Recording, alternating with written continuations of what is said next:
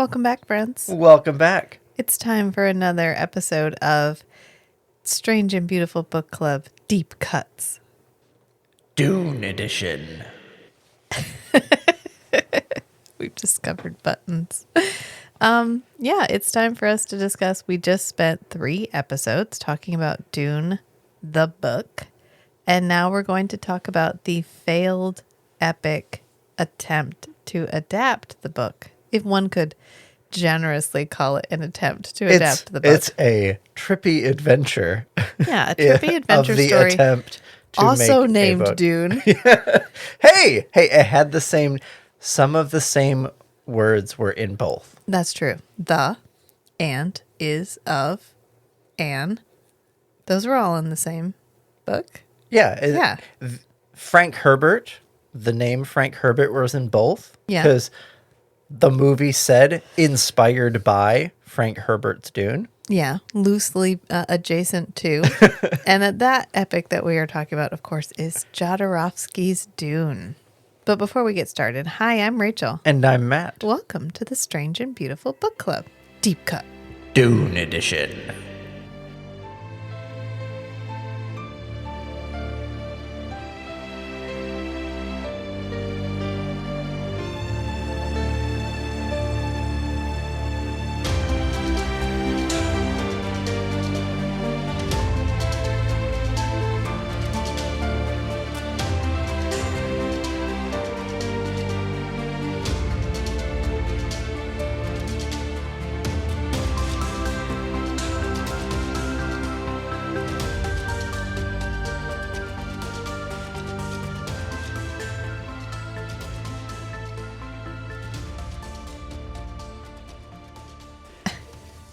What we're talking about, I just said, obviously, is Jodorowsky's Dune. And so this was the first real attempt to adapt Dune. And notably, it's like 10 years after the book came out. It's like mid-70s. And Alejandro Jodorowsky, the Chilean-born fellow of Jewish Ukrainian descent. decided he was going to adapt something because he just made a movie called The Holy Mountain, and he really felt like the next logical step was to make another movie based on a book. And he was like, I could have said any book, but I said Dune. I had never read Dune, but somebody I knew had read Dune, and He'd said heard they good liked things it. about it. I heard good things. And so he got the rights for a song and then decided he kind of sort of didn't really feel like he needed to stay in any way true to the source material. I mean, there are characters who have the same name, so that's good.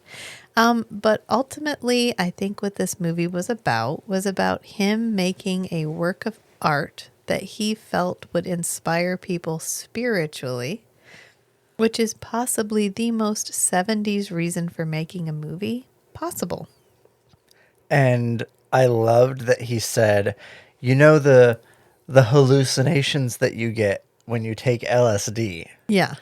I wanted him to make a movie that would make people see the hallucinations without having to take the LSD. I mean, it's a book about a drug, a specific drug, a drug that everyone in the universe is addicted to.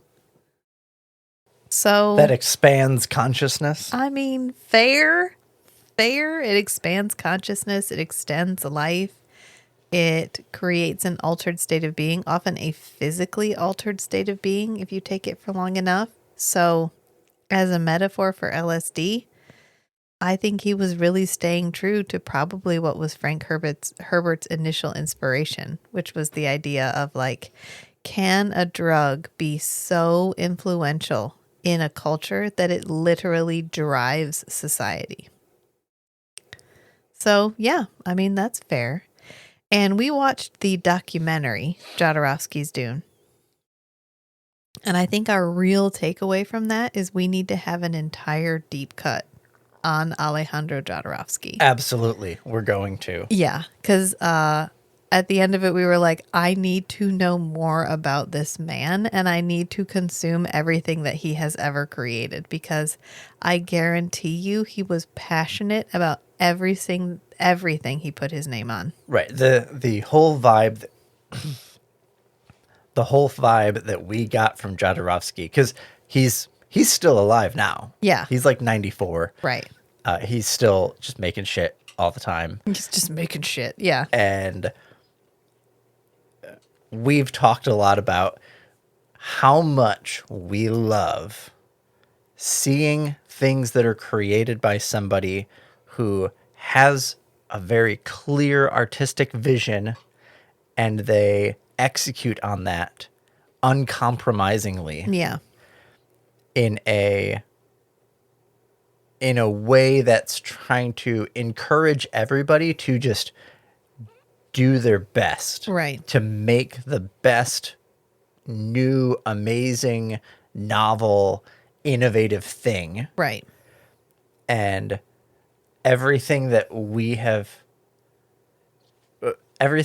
love about those kinds of movies, He represents. we get those vibes Yeah. from him.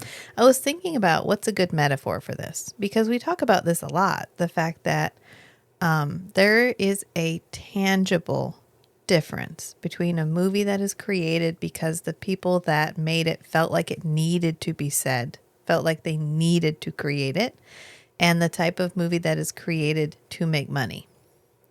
And so I was trying to think of what's a good difference between, like, how can I describe this? And I was thinking it's really the difference between a bespoke suit and fast fashion.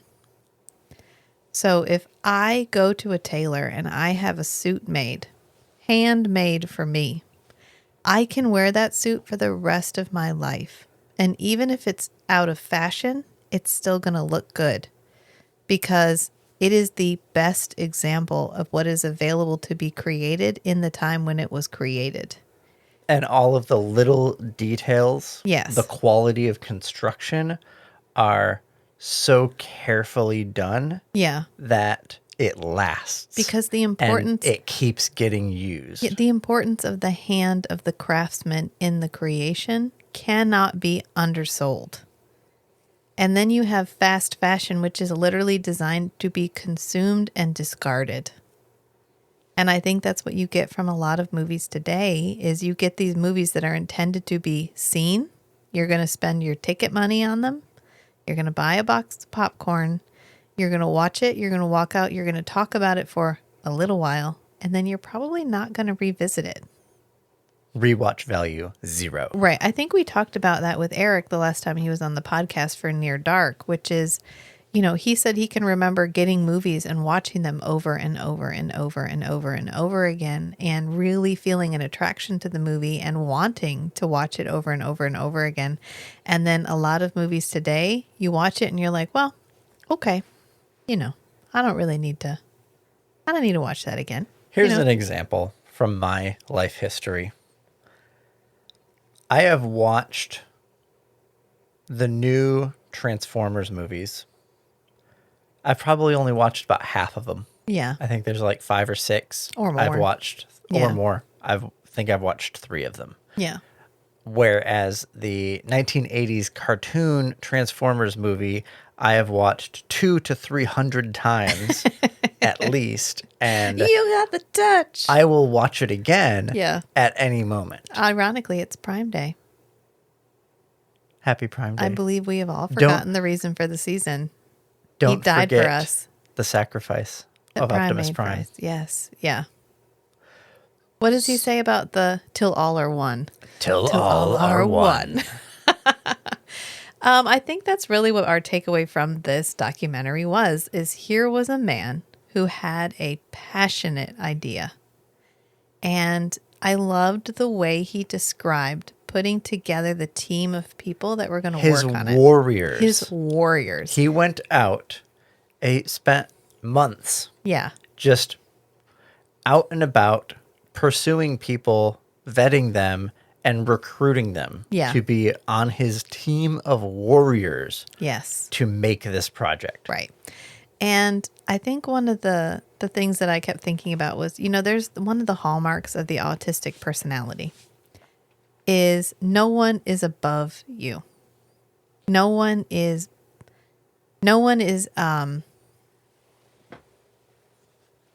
can I phrase this? So it's like you see everyone as your equal. And there may be people who have the authority to like they may be your boss and you listen to them like they are your boss.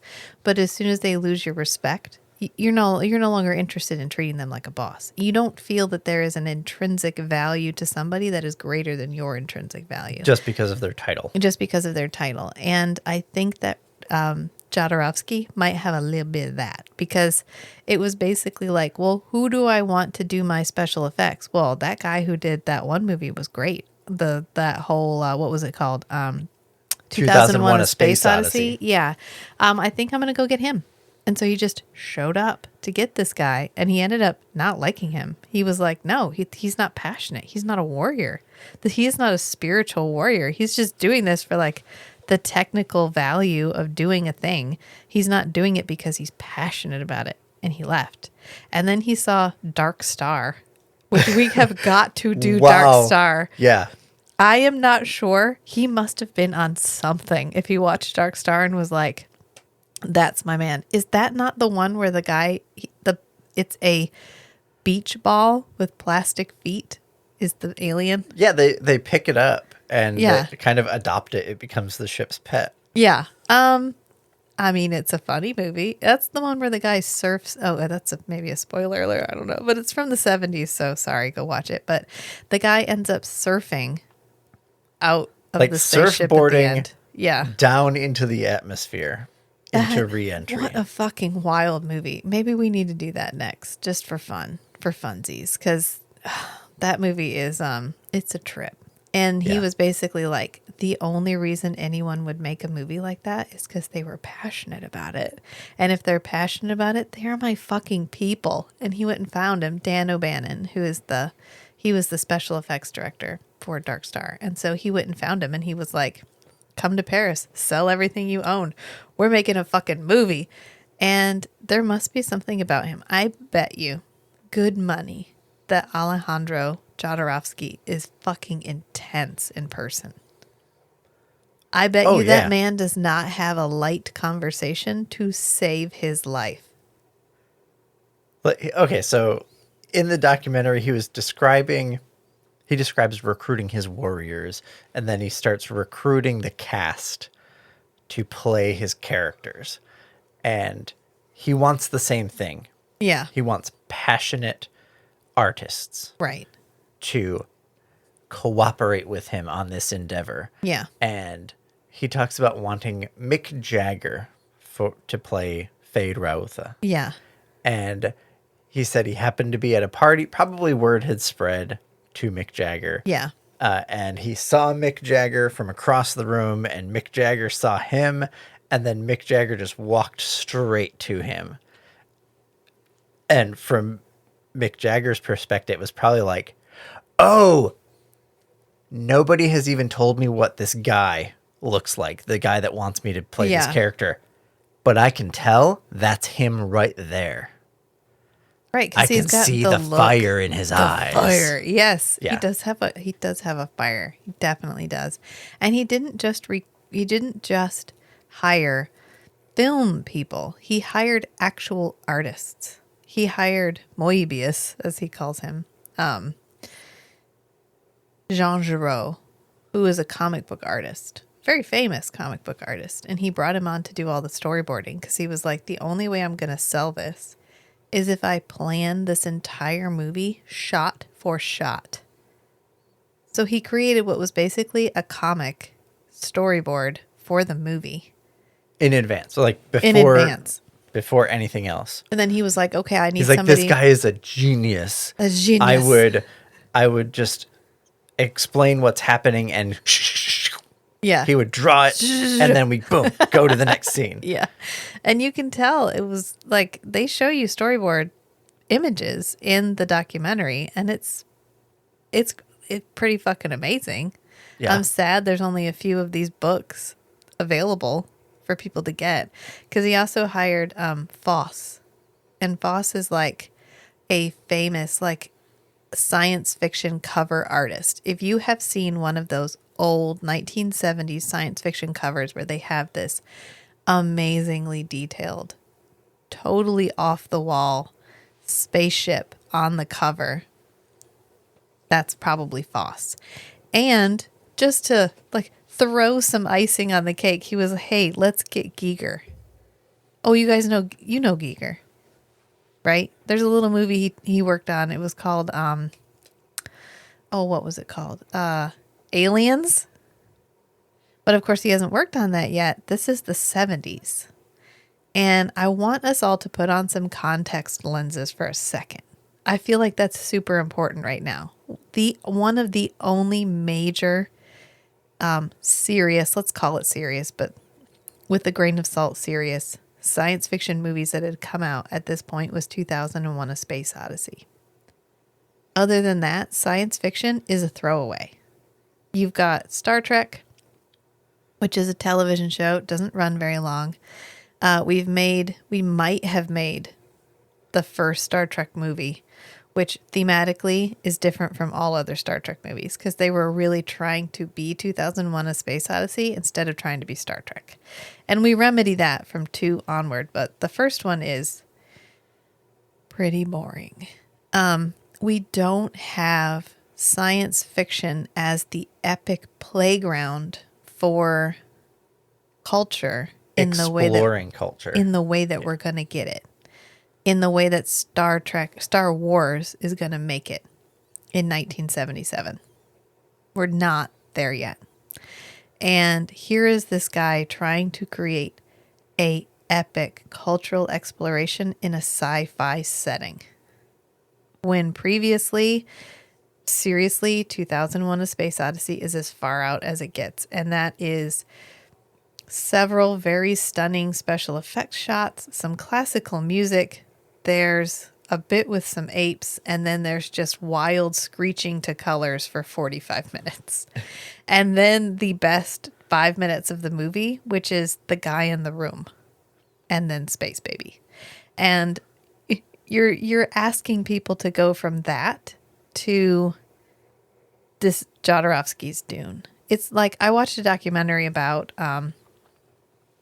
WALL-E, the Pixar movie WALL-E, and they said they had to have the entire movie nailed down tight because they were about to pitch a movie where there was no dialogue for 45 minutes. The first 45 minutes. First 45 minutes. Like Castaway is probably the only other movie I can think of where you have zero dialogue for just a huge chunk of the movie. Right. But at least you get like human interaction, stuff happens, and then yeah, the island.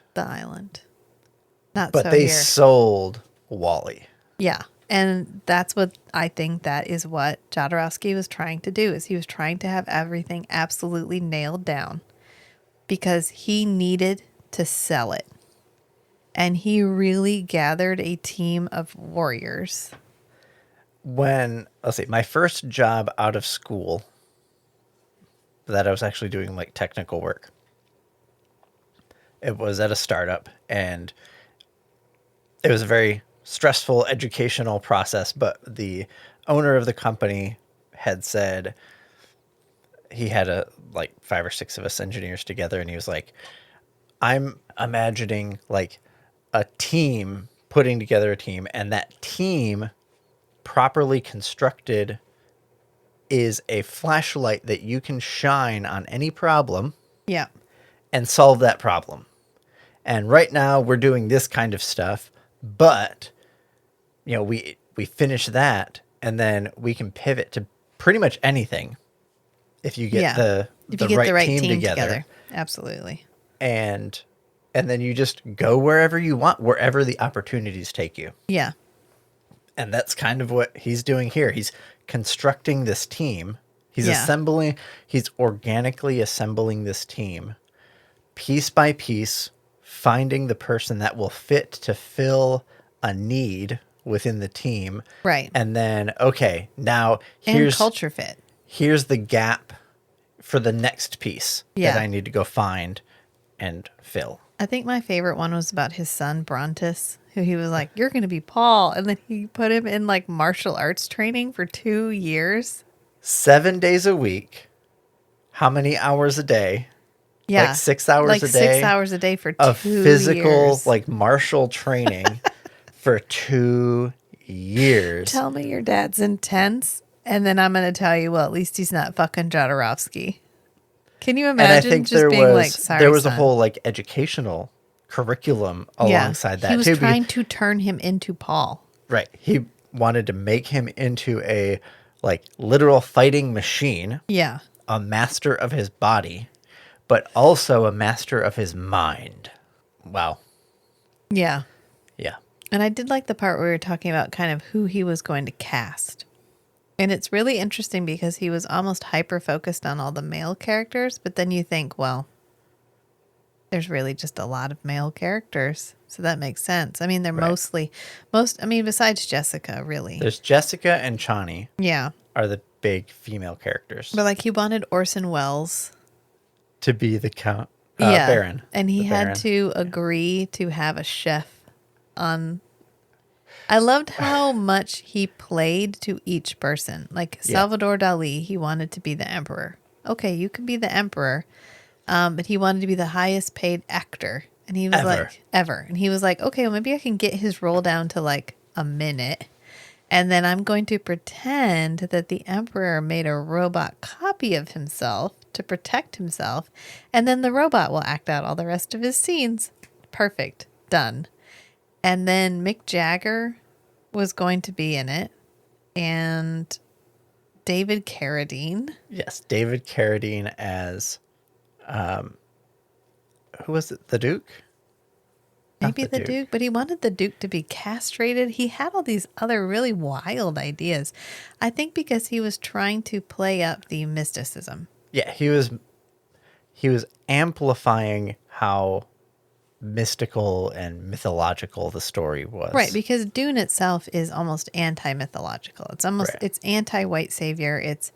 It's showing religion as a device of manipulation instead of as a narrative device. Right. And he was trying to eliminate that, probably because he didn't even realize that that was part of it. Because again, he never read the book, and it really play it up. Because in the end of his Dune, Paul was going to die, and then Paul was going to become part of everyone because everyone is a little bit Because he had ascended or yeah.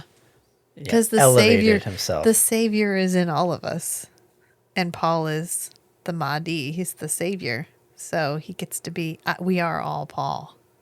Right. Oh, okay. Woo. Yeah, I did like the androgynous character design for Fade Rautha. Yes. Yeah. So as we're speaking, the trailer for Dune Part 2 has come out. And we get a glimpse at what we're going to get from the Harkonnen home planet, from Giedi Prime. And Fade Rautha is like black and white. Yeah, very much like Stellan Skarsgård's Baron Harkonnen. Yeah. Where he's very like black clothing, pale skin, Right. like bald, no hair anywhere. Fade Rautha is like that, except he's the slim, athletic version. Right. And this is an interesting choice. Visually. It conveys a lot to the viewer in terms of the way the Harkonnens view life, view the universe as black and white, good and evil. Mm-hmm. Our goals are absolute, and everything that opposes those goals is worth destroying in order to further our goals. Right. And Yeah, we it's accept no about compromises. domination. It's about domination. Yeah, it's about clear delineation, black and white. And I think that the way that Jodorowsky had conceived of the universe was a far more nuanced approach, where the Harkonnens were far more decadent.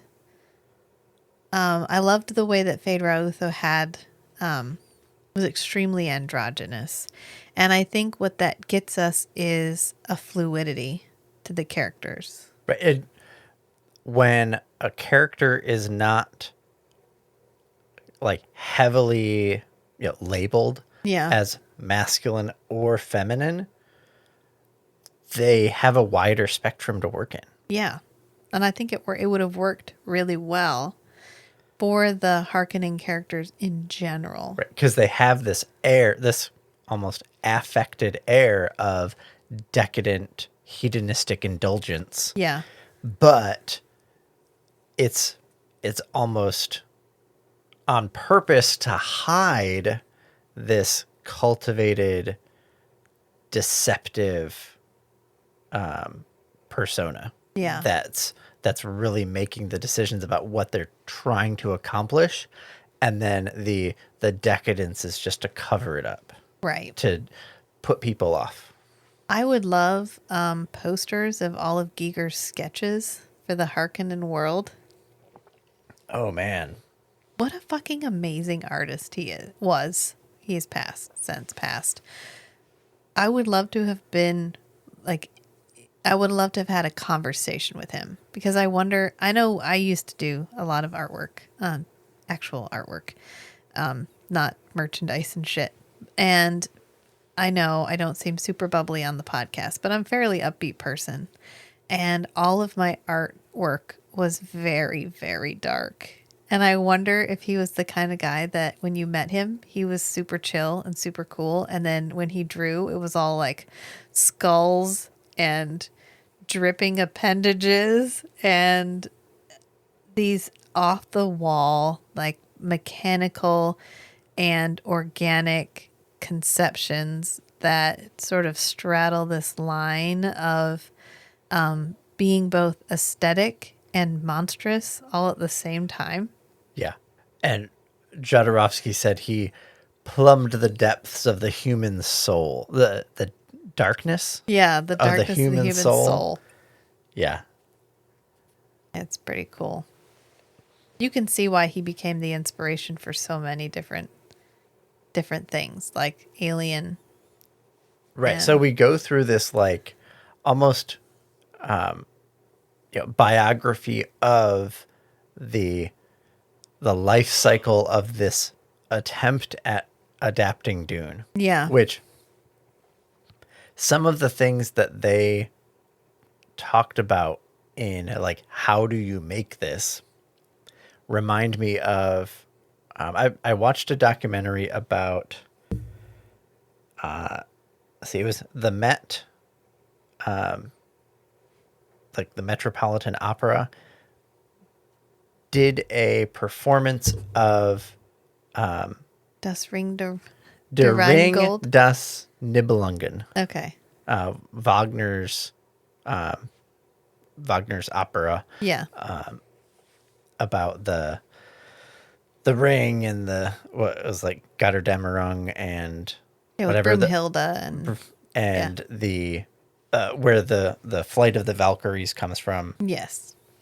And when he originally wrote it, the like stage directions were literally impossible to execute on a stage. Yeah. And so it's become this like stage piece that you kind of do just to see if you can pull something off.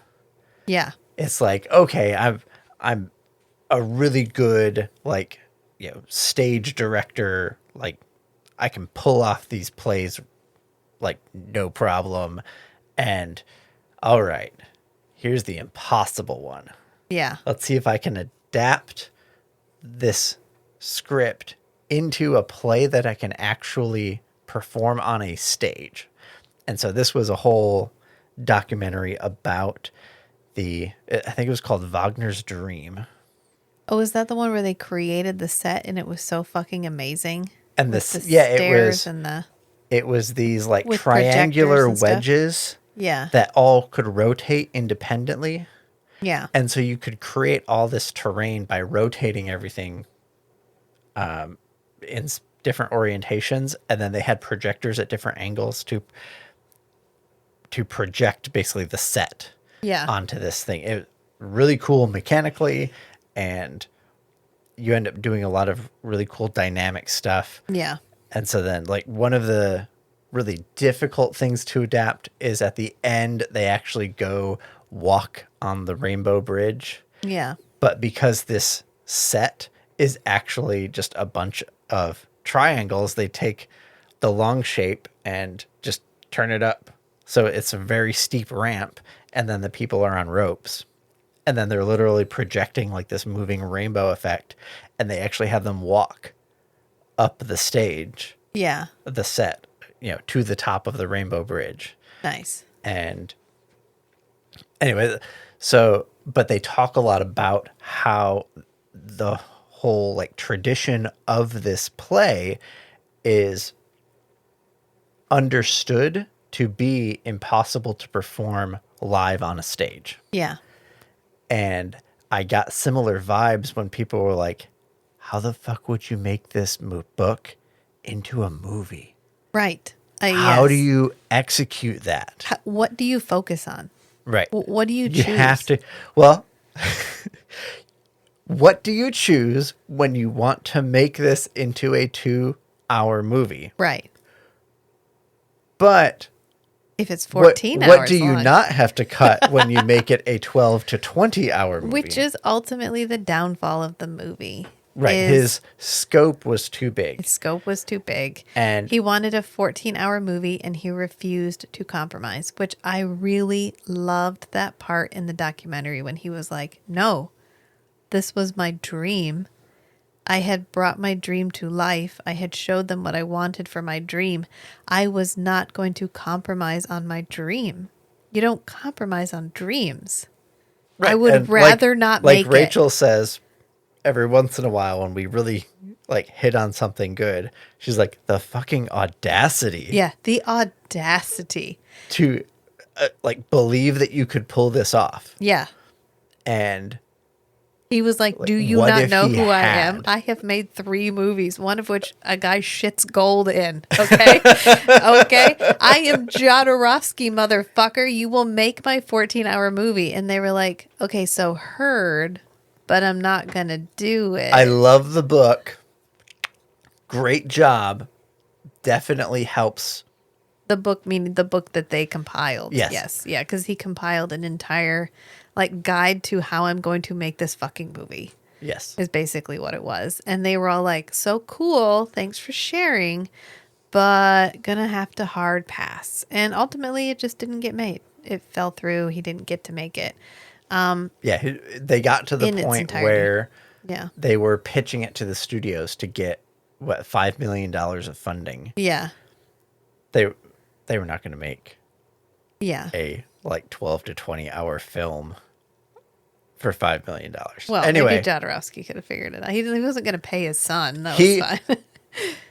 I totally sympathize with I'm 80% confident I can pull this he off. was 80% confident, which was basically 150% confident. That's he could only make this movie. 20% bullshitting. Well, he said he already had a fair amount of money. He just needed $5 million more.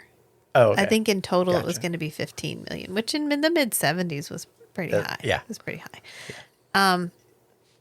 I loved the part when he said that David Lynch made the movie. He found out that David Lynch was making the movie. And he wasn't going to go see it? Yeah, he said, "Well, I David love Lynch this is part. a great artist. He's going to do a really good job. I'm going to have to go watch the movie I wanted to make get made by somebody else. Somebody else was having his baby." And so Yeah. he went to the movie to go see it, and he said he got happier and happier and happier because it was terrible. That this movie was shit. He goes, that's not a good reaction, but it's a very human reaction. Yeah, I can see Yeah. that. Yeah. He beat him to the punch, but he didn't do a good job. And they show some of the special effects shots from Dune, which just feels unfair because they take them out of context. As someone who has watched the 1980s Dune a lot, it's okay. I mean, I recognize it has flaws, and we're going to talk about it when we get there, but I just thought that was hysterical. This movie was shit. He did a terrible job. I feel so much better now. I did like the part in the documentary where we talked about the influence. Yes. that- I think this was probably the most important Yes. or the most impactful. That, like Paul The- at the end of Jodorowsky's proposed movie, when Paul died, when the movie died, it didn't die. It became part of so many other things right. because it was one giant thought experiment. It was a bunch of very, very smart, very, very passionate people who all got together and did just a bunch of fucking deep work. And were expertly coordinated Yeah. with just the right amount of the right balance of freedom and guidance Yeah. by Jodorowsky. And stylistically, Inspiration. I mentioned the word provoking. yeah. In the sense of he provoked like the best of their ability. Right. Yes. I mean, stylistically speaking, it puts the pedal to the floor in terms of what we accomplish scientifically, like what we accomplish in science fiction. We don't get a lot of the imagery from Star Wars if we don't have Jodorowsky's Dune. We don't get the imagery in all of the Alien movies if we don't have Jodorowsky's Dune. We don't get the Literally. zoom out through the entire galaxy that we get in Contact. Right, which Matt loves Contact. We'll have to do that someday soon, Yeah. too. But, you know, we know that Giger worked on Aliens, but Giger worked on Aliens because Dan O'Bannon Right. works So on Aliens. this is where he put together the A-Team. the team that is a flashlight that you can shine on other problems. Yes. That's where I really thought this applied, because Jodorowsky assembled this team, and then members of this team would group together, go work on something else, and just blow it out of the water because they had all of this rapport built up and Yeah. like cultivated by Jodorowsky. Yeah. And I think that's an amazing legacy, even if the movie itself doesn't get made. And I really sympathize with Jodorowsky saying, "Oh, I tried to do this audacious thing Yeah. and it failed. So Because- fucking what? I fail all the time. Yeah. Here's yet another thing in the pile of my failures, and I'll just put it in the stack Well, he says- next to my pile of accomplishments." He goes, no, it doesn't stop you. It redirects you. Right. He goes, okay, so I didn't get to make a movie. Well, then I'll make a comic book. So he took all of the ideas that he had injected into Jodorowsky's Dune and created L'Encle. And The Inkle, yeah, penned throughout the 1980s, which has been described as having a claim to be the best comic book ever written. right, because what you get is a mind who is dedicated not to, A Okay. particular goal. he's not trying to sell a product. He is trying to create a piece of art. And Which yes, is always a process. So there is definitely something to be said for creating something for profit. I'm not saying that you can't. I've had this discussion before where I've talked about a lot of the artwork that you see on like Instagram and some of the other more popular social media platforms, where you get this lemons, oranges, Swirls, splashes geodes, of color. swirls, splashes of color, or Right, like who was it? Someone you were in college with was like, when people go buy a painting for their house, it has to match. it has to match the couch. Yeah. So, yes, some of these things are very exquisitely crafted. They can be some fucking beautifully painted lemons. And I am not saying that that is not a valid art form. But those lemons don't change the world. Right, there's art that people buy because it matches their couch, Because and it's they aesthetic. can hang it in their Yes. living room. Yes. And then there's other art that captivates you. Because it says something about the human experience that is worth listening to. And when you talk about someone like Jodorowsky, when you talk about someone who has a passion for what they're doing, yes, money is a part of it, but it is the smallest part of it. What is most important is what you are saying. Right. Like I And- heard one guy explain it as the most exploratory artists are forming ideas and concepts and shaping them and putting them down in a form that the rest of us can perceive to communicate something that can't be put into words. Yes. And by doing that, they teach that to the rest of the culture. And eventually it gets processed and refined enough that it can be put into words. Yes. And at that point, the person who's been trained, like exposed to that their entire life, they can learn to put words to this thing that the exploratory artist of the previous generation put down. Now they can explore farther. Yeah. And it's this expanding of the collective human consciousness. Yeah, it's the pushing forward of awareness. Right. And so Jodorowsky had this vision that he couldn't put down in a way that he could sell to somebody. Right.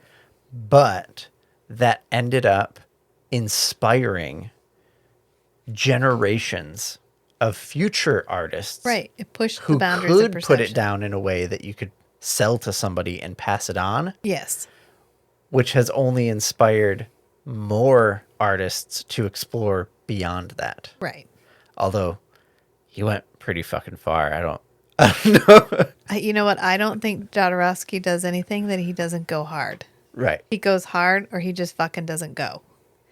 And I really felt that the part where he was talking about what it was like to hear that his movie wasn't going to be made was super impactful. When he was talking about what is the point of making movies if they don't say anything? What is the point of making movies if they are not art? What is the point of making movies if they are not someone's dream made manifest? He's like, what is it? Is it this? And he pulls the money out of his pocket. And he he's just like, has this look of disgust and he's like, on his what, face. this paper in my pocket, this paper that means nothing, that has no soul, this is what I'm supposed to make a movie for? Fuck off. I'm not fucking doing it. He was like, no.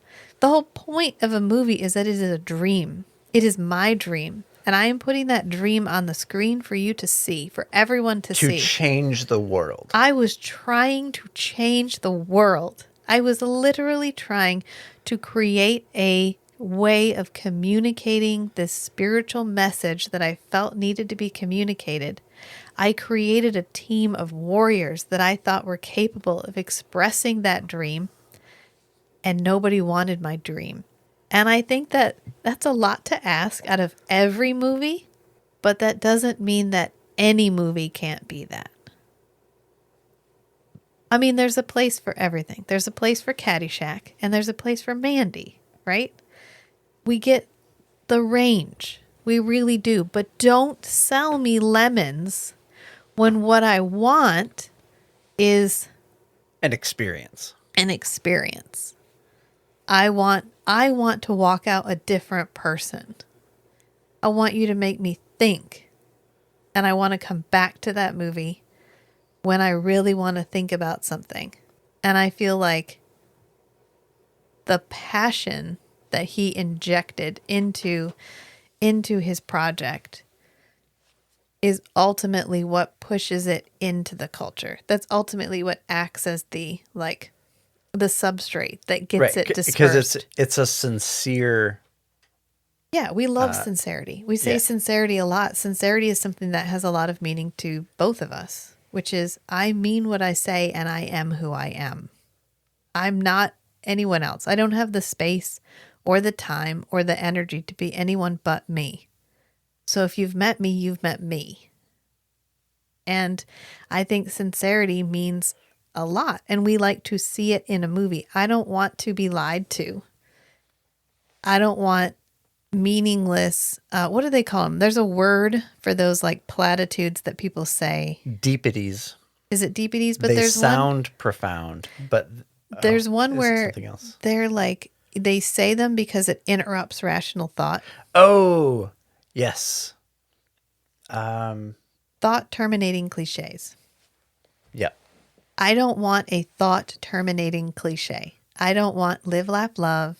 I don't want Boys will be boys. any of that bullshit. I want you to That's the sell me way. something real. What can you do when you have to work with people? Yeah. Guns don't kill people. People kill people. Who is John Galt? Not that one. Yeah. And I think that is probably why we have a hard time swallowing so many of the movies that come out now, is because they feel like a product. They feel like fast fashion. They feel like nostalgia grab, something that is trying to win my affection, win my attention, and win a place in the culture with cheap tricks. Right, because they think, oh, here's something flashy that will get your attention, Yeah. but you're not actually going to focus on it enough to notice how shallow it is. Right. I'm going to get your money. You're going to get your shallow entertainment that you feel is deeper than it actually is. And then we can all just move on to the next thing. Right. And I'm wondering if that might not be the end outcome of the writer's strike.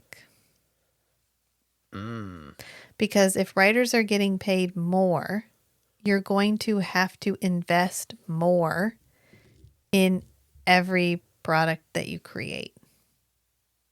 Because right now, writers writing scripts are a cheap commodity because they pay them so little. And they expect them to churn out so much. And I watched a really interesting talk from this fellow who is a CG artist. And he was saying that the reason it feels like CG has gone downhill is because it really, really has. Because they are far less interested in creating a quality CG product and far more interested in creating a quick CG product, because the more you can pump out, the more money you make.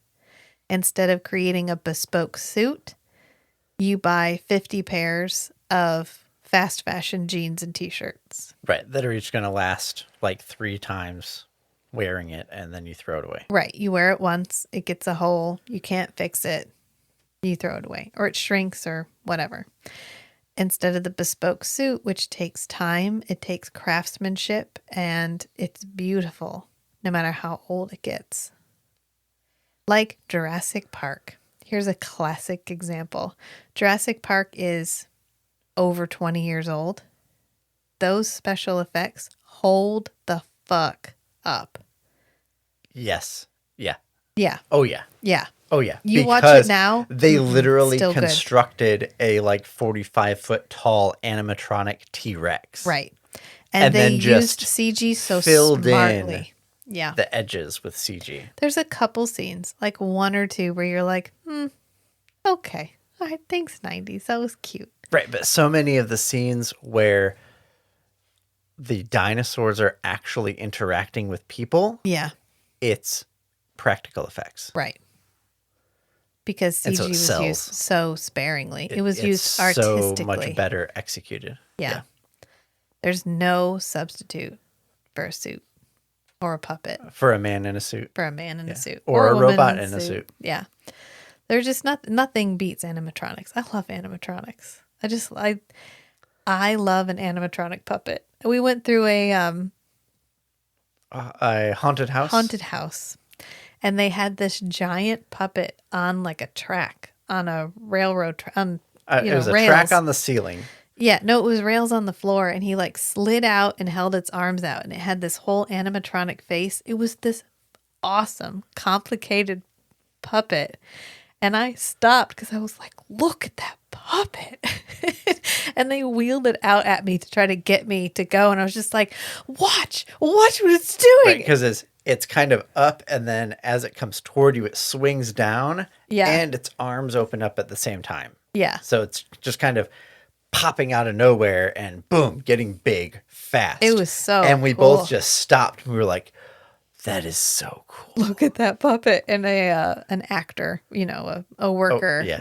snuck up behind me and tried to like jump scare me, but my auditory processing delayed ass was like, oh, hey, did you see the puppet? Look That's so cool. That puppet's cool.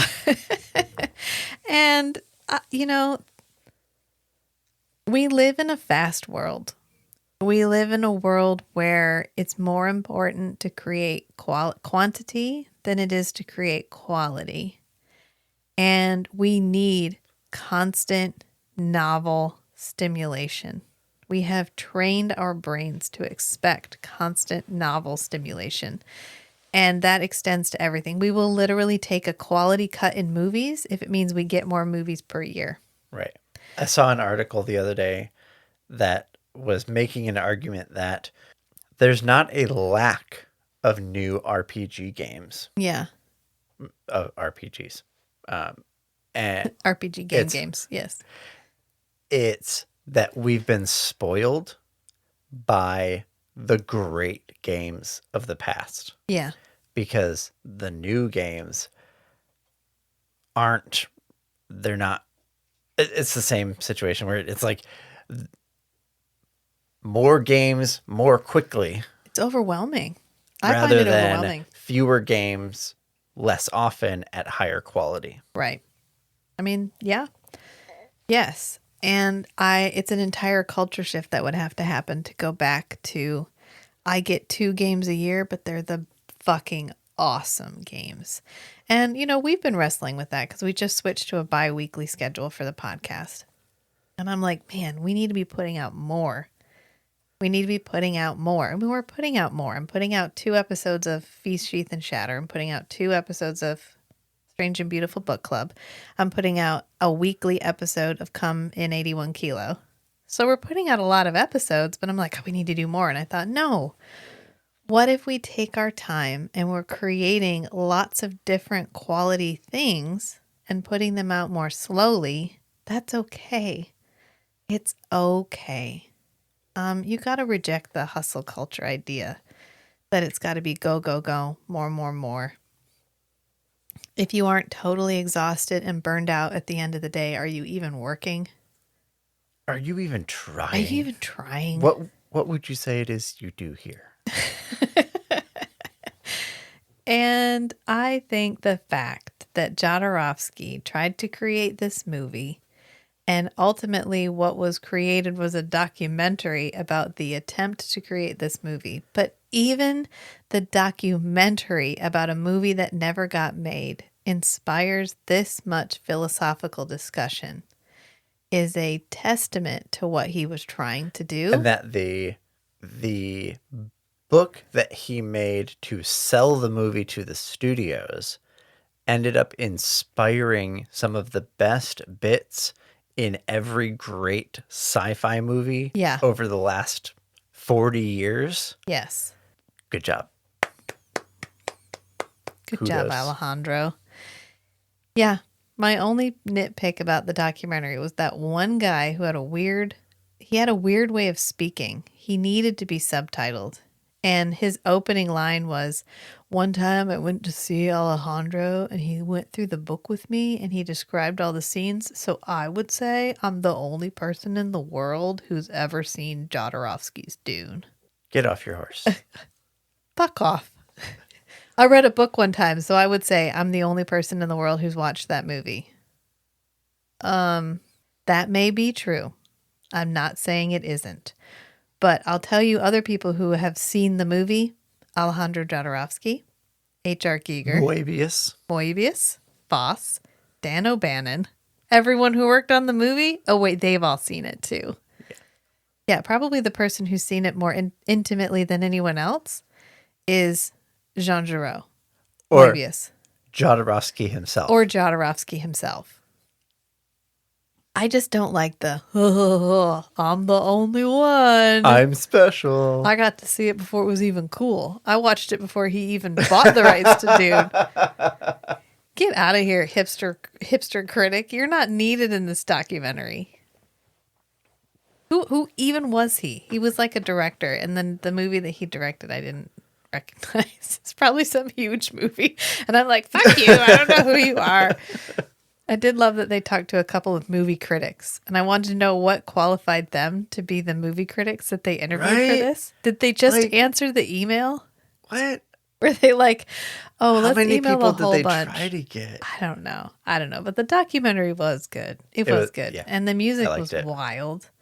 And there's more to it. He talked to more people. He got Pink Floyd signed on. Oh yeah, Pink Floyd was gonna do all of the like Dune Atreides music. Yeah. And then there was this like philosophical like death metal band Magma, called Magma. Yeah. that was gonna do all of the Harkonnen music. Yeah, he was going to get And a I love different that he band. got different bands for the different groups. Yeah. So then he was would probably their going to own have feel. another musical group for the Imperial representatives. Yeah, if he'd have gotten that And far. probably another one for the Guild. Yeah. It was good. That was another interesting part. And I liked Foss. The whole entire time we talked to him, he was definitely just sitting in his studio drinking a glass of maybe absinthe. I don't know what was in that glass. It was like it's like when you're on a video call at work. Yeah. You put your wine in the coffee cup And so you blow on can it. blow on it Yeah, and no, pretend it's hot. But he had a glass. Like he has a short stemmed glass that he's drinking out of the Yeah. whole time that has some sort of obviously probably alcohol. And then you look at his paintings and you're like, shit, those are paintings. That is not a digital painting. That is a painting. And it is, you understand why he was the pinnacle of sci-fi cover art when sci-fi cover art was at its prime. He was the peak during the peak. Not now where everything has roses and sticks and crowns and shit. But I literally went out and hired an artist to paint this thing. And I remember when we first read The Wheel of Time, hating those covers. I hated those covers. They're not the best. And now I look at them and I'm like, oh, they're not that bad. Right. I kind of like it. I don't know. As a piece of art, yeah. they're good. Yes. They are good paintings. I think I'm I'm tired of the generic cover designs. As representatives as a representation of what happens in the book, well, I can It's give them fine. slack. Every painter can't, like, if there's a painter that all they do is book covers, Yeah. you can't expect them to deeply and critically read every Right. book that they have to They're write a relying cover for. they're relying on a description given to them. Right. And if it's not exactly right, they can't be blamed for that. Right. Yeah. Like every single cover that maybe some of the more recent ones don't. Every single cover for the Harry Dresden books give him a big wide-brimmed hat. Yes. And he does not wear a hat. He does not wear a hat. But it goes with the duster. It goes with the coat, which he does wear, Yeah. but he never wears a hat in the books. It's fine. It's And fine. I feel like he put a hat on Harry for the first book, and then They just coasted Jim with that. Butcher was like, okay, just go with it. It's fine. It's fine. It's fine. Yeah. All right. Well, I guess we'll leave it here. I'm not sure what more we can say about this right now. And I'm sure we will stay revisit tuned this. over the next, I don't know, 6 months to a year for the deep dive When we get back to it. Jodorowsky edition. We'll add it to the list. How about that? Okay. Right Yes. after the other deep dives we have already planned. Sure. Yeah. You don't even remember planning them, do you? Oh, I remember planning this one. I love you, honey. Love you too. Until next time, friends. Until next time. Bye. Bye.